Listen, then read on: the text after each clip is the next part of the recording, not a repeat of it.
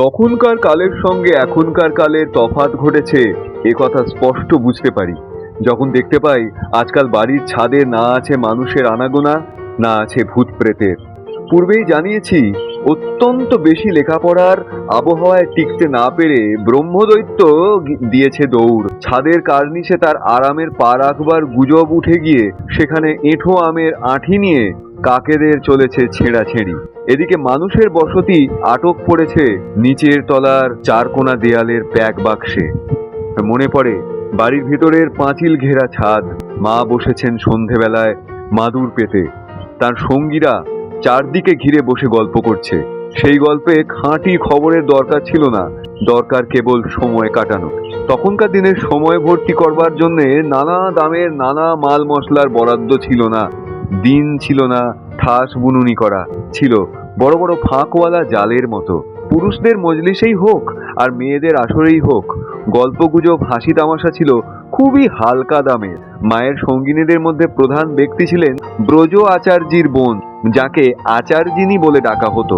তিনি ছিলেন এ বৈঠকে দৈনিক খবর সরবরাহ করবার কাজে। প্রায় আনতেন রাজ্যের বিদঘুটে খবর কুড়িয়ে কিংবা গ্রহ শান্তি সস্তয়নের হিসেব হতো খুব ফলা ও খরচার।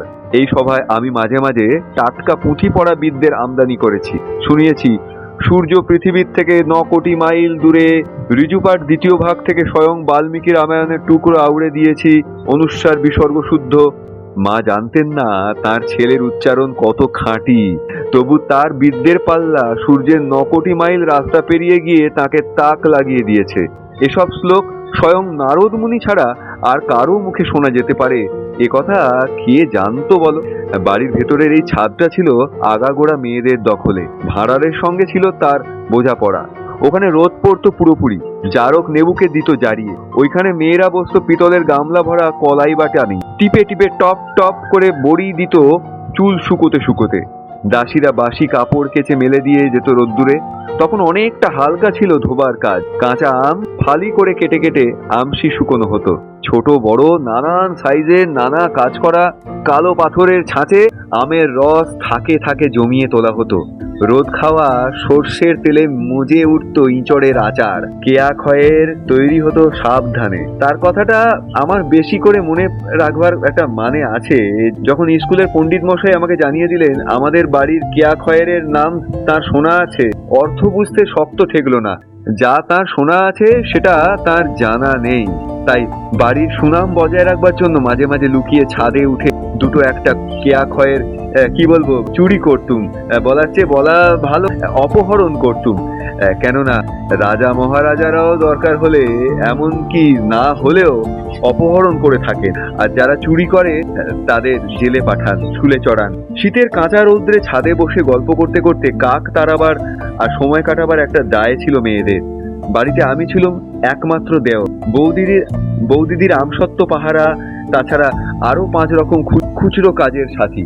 পড়ে শোনাতুম বঙ্গাধীপ পরাজয়। কখনো কখনো আমার উপরে ভার পড়তো জাঁতি দিয়ে সুপুরি কাটবার। খুব সরু করে সুপুরি কাটতে পারতুম। আমার অন্য গুণ যে ছিল সে কথা কিছুতেই বউ ঠাকুরুন মানতেন না, এমনকি চেহারারও খুঁত ধরে বিধাতার ওপর রাগ ধরিয়ে দিতেন।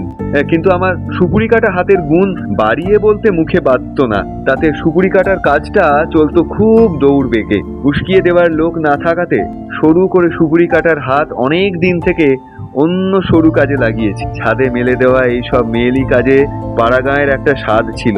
এই কাজগুলো সেই সময়কার যখন বাড়িতে ছিল ঢেঁকিশাল, যখন হতো নাড়ু কোটা, যখন দাসীরা সন্ধেবেলায় বসে উরুতের ওপর সলতে পাকাতো, আর প্রতিবেশীর ঘরে ডাক পড়তো আটকৌড়ির নেমন্তন্নে। রূপকথা আজকাল ছেলেরা মেয়েদের মুখ থেকে শুনতে পায় না, নিজে নিজে পড়ে ছাপানো বই থেকে। আচার চাটনি এখন কিনে আনতে হয় নতুন বাজার থেকে, বোতলে ভরা, গালা দিয়ে ছিপিতে বন্ধ। পাড়াগাঁয়ের আরো একটি ছাপ ছিল চণ্ডী মণ্ডপে। ওইখানে গুরুমশায়ের পাঠশালা বসতো।